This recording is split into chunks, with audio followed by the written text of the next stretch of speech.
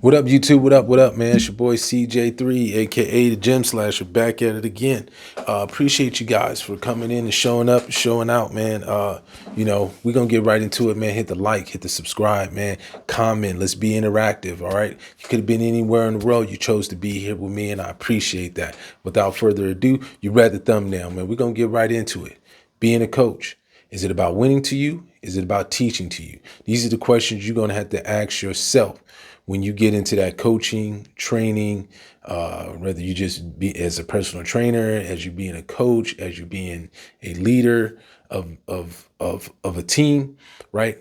If you're a coach dad, if you're a coach mom, right? What is your mindset? What is your direction? Are you just trying to coach to win, or are you coaching to teach?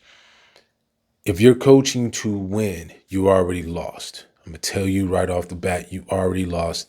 Not a big fan of your kind of coaches. I'm just going to be direct and honest. Not a big fan of you guys that only wants to win. If your mindset is coaching to lead, coaching to teach, I got a chair for you. I got a couple chairs back there, right? I got a couple seats for you. Welcome in, right?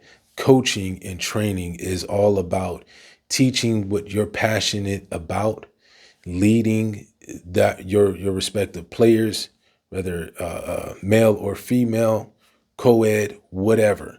The goal of the mind is to get your team better than where they were at. If they were good, they're great. If they were great, they're all time. If they were bad, they're better. They're better. They're even playing at a higher rate. You should not lead with wanting to win. If you are a good coach, winning will come, because good coaches teach, good coaches lead. So they teach the fundamentals and they lead by example. Thus, it's very difficult to not win more than you lose when you come with that mindset. My kids are now teenagers. I was a coach dad, if you will. But I was a coach before I was a parent. And that served me well as I got older and as my kids got older and I started getting into the coaching and training in that aspect. I was coaching and training and doing that before I was a parent, before I was a father. And so when I got into coaching, I always wanted to be in coaching, whether if I had kids or not. That was my goal. That was one of my goals and one of my ambitions, in addition to my own personal athleticism and playing sports, was also to train, was also to coach, because I was very passionate about that. I'm passionate about it now. I'm a trainer now. I'm a coach now. You've seen the videos, and if you haven't, go and check them out. Got a couple of them, and there's a couple of coming on the way. Cheap plug, but it is what it is, right?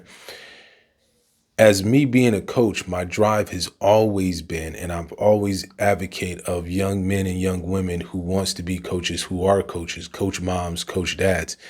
It should be about teaching the fundamentals of that respective sport. You should have a passion for that sport and teaching the fundamentals, because you're not only teaching the fundamentals of that sport, you're teaching them the games of life. You're teaching them how to progress, how to get better, how to practice, how to repetition, and then the X's and O's of the game to understand how the game is played in terms of foundations and plays and format and your responsibilities. When you start getting into that, winning becomes just part of that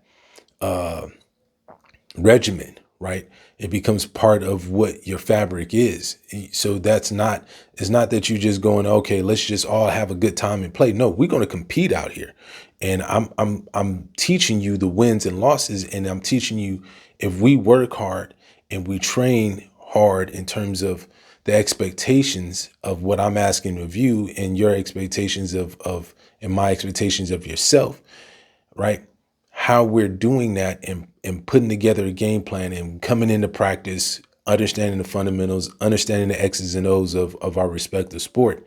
When the game comes in, it more than likely should be relatively not easy, but you should feel confident that you can go out there and compete and win, because my job is to set you up to win, not to fail. And you're not going to always win every single game, but you're not going to lose every single game, because if we're teaching you how to compete as the operative, as the forefront to compete, then the rest start coming into play, right? I've seen so many. I'm gonna be nice. I'm gonna be nice. I've seen so many not so good coaches in sports, whether that's youth, whether that's high school, collegiate, even in the professional level. Those are on TV. You can see when the disconnect happens, right? But on the youth level, the coaching that I identify, that I look at, that I look as red flags is the way too good, or basically, let's say the way too quote unquote good team, and then I focus on the way too not so good. What's There's a correlation between those two if you look at them. When the team is way too good, where you see the records and you see the scoring, they're just killing teams, and then you see the team that is not so good, and you see the record and they getting. There's a correlation between the two, and that correlation is they're so fixated on the wins and losses that they're willing to sacrifice others around them only to try to get that win and only to make sure that they don't lose. I have seen coaches absolute bury, and I'm talking about bury, just get them to the point where they don't even want to play no more, right? Or they stick with a set of group of kids, and then don't even bring in other players and stuff like that to get them to just get some run. Just let them get out there and play and let them compete. You'd be so surprised on just having some of these kids just go out there and play and get out on the court. Now I understand we want to be competitive, but you got to be also honest with the kids, with the parents, if they got it and they're good for your team or they don't. I would rather, and I've told parents this when I talk with them, especially early in the season, and they're getting to know me, I'm getting to know them, and as we progress, I tell parents right off the rip, listen, I would rather for you, if me and your kid or your that player is not connecting, I'll do my best to look for another respective team to put you on, so that you can still play this game because you got some passion for it. But maybe me and you just ain't clicking in terms of me as a coach and you as a player, and is maybe not conducive to the team. It could be all those kind of factors. Maybe it's also could be the parent, right? It's just not a good fit. But I will refer you to someone else because I don't want you to quit the sport completely. Maybe we just not a good fit. That happens. But I've seen so many times coaches, instead of just having that conversation to the parents, having that conversation with the parent and the player, and say, hey, maybe this might be the direction you guys want to go because it's just not going to work for us, but they want to take their money. And then they're going to set them on the side. They're going to send them on the end and make up some excuses about, why you're not playing your kid and why they're not doing this. But meanwhile, everybody's seeing that you got in basketball, you got a 6-man rotation and you got a 12-man roster. But you got a 6-man rotation and you playing 6 in a whole weekend. And then you're mad that you're losing, in a tournament or, the championship game or the semifinals, they're gassed and you never put in the players that you have, but you're asking $1,000 from them for a whole season. You're asking $12,000. And we're not talking about traveling expenses and all that. Youth sports is expensive now. Everybody wants their kid to be the next XYZ, Cooper Flag, Zion Williams and John Morant and all this other stuff. It's very lucrative now. We understand that, so there's now this extra pressure. But the operative is setting that tone early and saying, look, I want to get these kids involved and I want to get them playing. What makes you a good coach, right? Good coaches want to teach those fundamentals. Bad coaches want to get into just the wins, right? So they're playing in these youth sports.